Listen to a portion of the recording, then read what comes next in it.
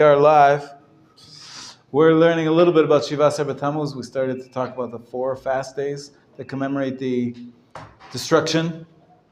4 different days in the year, in the calendar year. Not 1, but 4. And the main point of the fast also, we stressed that it's really repentance.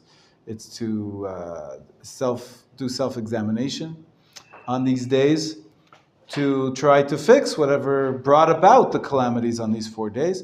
We started to list what calamities happened on the first of the 4 days. We're looking at now Shiva Asar Tammuz, coming up this week, the end of the week.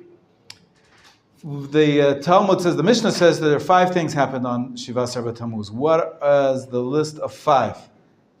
Okay, Ariel, let's hear. Number 1. First Luchot were broken by Moshe. Okay, good. What's number 2? Yisrael, what's number 2 of the 5 things that happened on Shiva Asar Tammuz?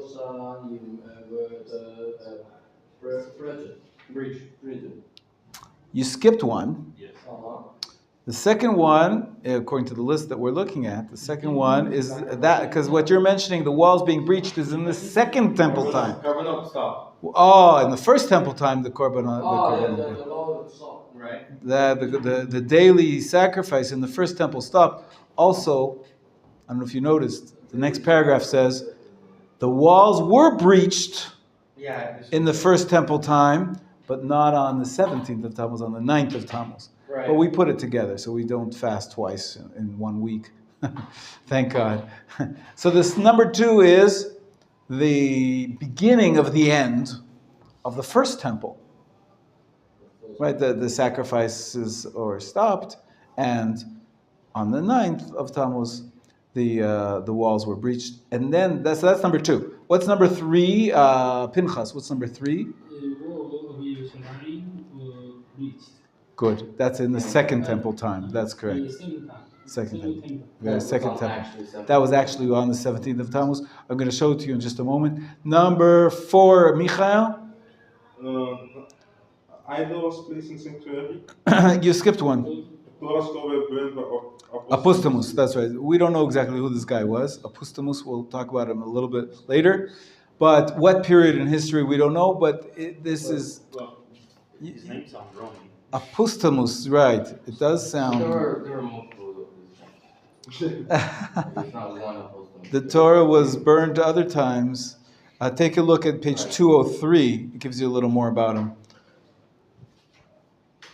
On page 203, he says, it's mentioned in the Mishnah, but its details are unknown from primary sources. There's a little bit of a reference. So we'll see that some more details are going to come later on. So whoever it was, for now we're just going through the list. That's number 4. And number 5 was, Gabriel? No, it was based on the Kodesh, not Kodashim. Oh, and when did that happen? In the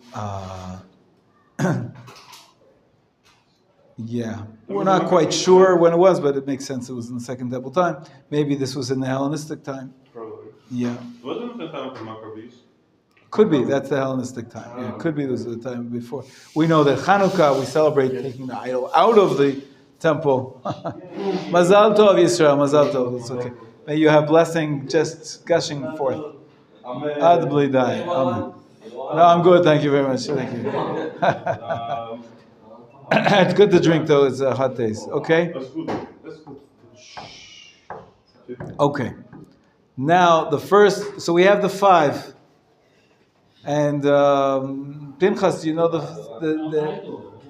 idol is the last one? Yeah, we said. Idol was placed in the sanctuary. That's number 5. Israel. The Torah was burned, number 4, yeah. Okay. Which is number? Number 4. Number 4. Yeah. Number 4, the Torah was burned. Correct. Yeah. Yeah. And number 5 is the idol in the sanctuary. Okay? Now we're going to talk about number 1. We'll go back to talk about number 1 for about 5 pages. Okay? Yeah. This is the one, perhaps, the oldest. Yeah. It has to do with the breaking of the tablets of the law and the golden calf. Why is that so important? First part of the chain of events. Yeah. Chain reaction. Yeah. Afterwards, the first and the second, number 2 is the first temple. Number 3 is the second temple. And the 4 and 5, we're not quite sure exactly where they fall in historically. But primarily, we usually talk about the temples being destroyed. But the temples were not destroyed, not the first and not the second on this day. The second one. When was that? First one? Yeah. Number 2 is the first temple times. The daily sacrifice ceased to be offered. Okay. But it's connected to those destructions of the temple, but it didn't actually happen. It's what led up to the destruction. Just breaching the walls doesn't mean that the temple was destroyed. The temple was destroyed 3 weeks later, as we're going to see, or 4 weeks later in the first temple time. If it was the 9th till the 9th of Av, it's exactly a month later. Right? If it's the 17th of Tammuz, then it's 3 weeks later. There was a period of a month between the beginning of the end, the breach of the walls. It's fascinating to talk about why we commemorate. Why we commemorate not just the day that the temple was destroyed, but also the day that the city of Jerusalem the walls around Jerusalem were breached, and the enemies attacked us. It's fascinating, it's beautiful to see that the sages, they're teaching us to be aware of Jewish history, it's not just a 0 or 1. It's not yes temple, no temple. Temple is destroyed, we fast. We have to be aware of the historical context, the events that brought upon the destruction. To be aware of that. Also, we said there are 4 fast days. The 10th of Tevet is also about the events leading up to the second temple being destroyed. The first temple, actually. Sorry? 6 days before my birthday. Oh, wow. Okay. It's easy to remember. 16th of Tevet. 16th of Tevet. Yafeh. Terrific. The 9th of Av is when the temples were actually destroyed. We'll talk about that too. First, let's talk about the 17th of Tammuz. We're going to start with the original, you could say, the spiritual underpinnings of calamity in the world, for the Jewish world. Imagine, they just had the revelation at Sinai, Moshe goes up, he brings back the tablets. Right away, the beginning of Jewish history. We go from the highest heights of Exodus, miracles, splitting of the sea, revelation at Sinai.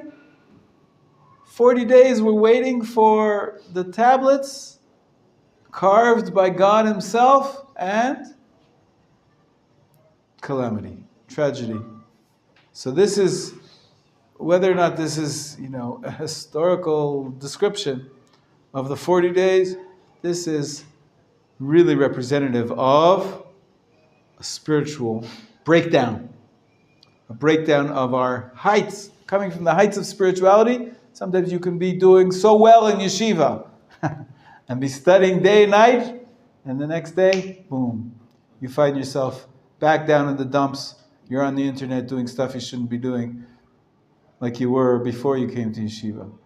Always there's ups and downs in our spiritual development. I think this is struggling. Yeah. So this represents the struggle, the first struggle of the Jewish people, as a nation. 17th of Tammuz. Let's read page 195 through 200, all the way through for 6 pages actually. These 6 pages. Why are they so significant? Why do they mark with them 5 pages? Because probably one for each event. No. These 5 pages are all about event number 1. Okay? The Rabbi Eliyahu Kitov, the author of this book, decided out of the 5 events to spend 5 pages on the event number 1. And he's going to tell us why on the last page, on page 200. Yeah, there's a lot to talk about. Okay, ready? Gabriel, read for us, please. Page 195, the 17th of Tammuz in the wilderness. Everybody see where we are? Yeah? Israel, you with us? Yeah. Page 195? Yeah. Perfect. Gabriel will start us off. After the giving of the Torah on the 7th of Sivan, Moshe again ascended to Mount Sinai to learn from the Almighty the general principles and details of the Torah and to receive the powers of the testimony.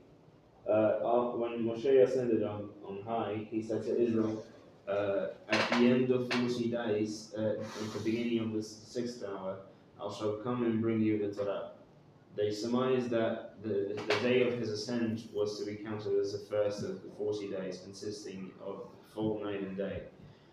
The day of his ascent was therefore to be reckoned as only a partial day, so that the count of 40 full days would end on the 17th of Tammuz.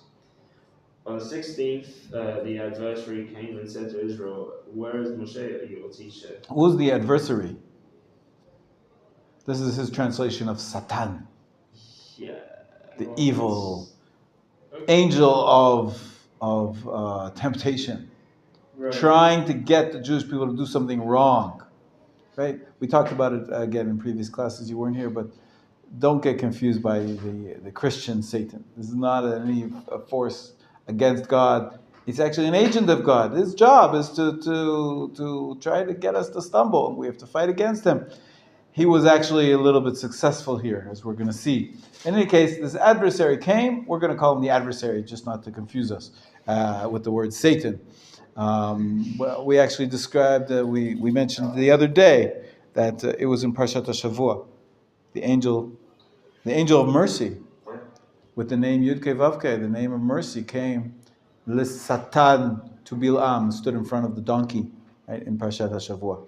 We had that story, and we learned from there that even this Satan is an angel of mercy. He's ultimately trying to do what's good for us and giving us the challenge to overcome. Sometimes he's too successful. He trips us up.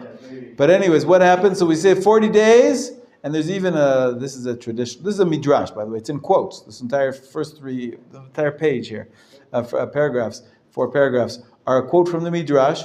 Midrash gives this sort of reckoning, and it says, 40 days, they miscounted. It's supposed to start, right? Moshe told them, I'm coming in the 6th hour. And they counted the first day, and when they realized it was only a half a day, and they shouldn't have counted it. Anyways, along the 16th, the adversary came and said to Israel, go ahead. Where is Moshe, your teacher?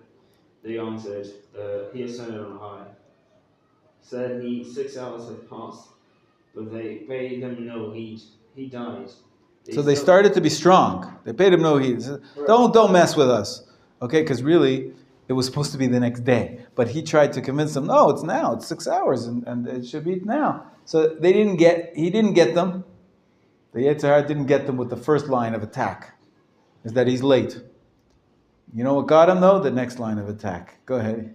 He died. They still did not heed him.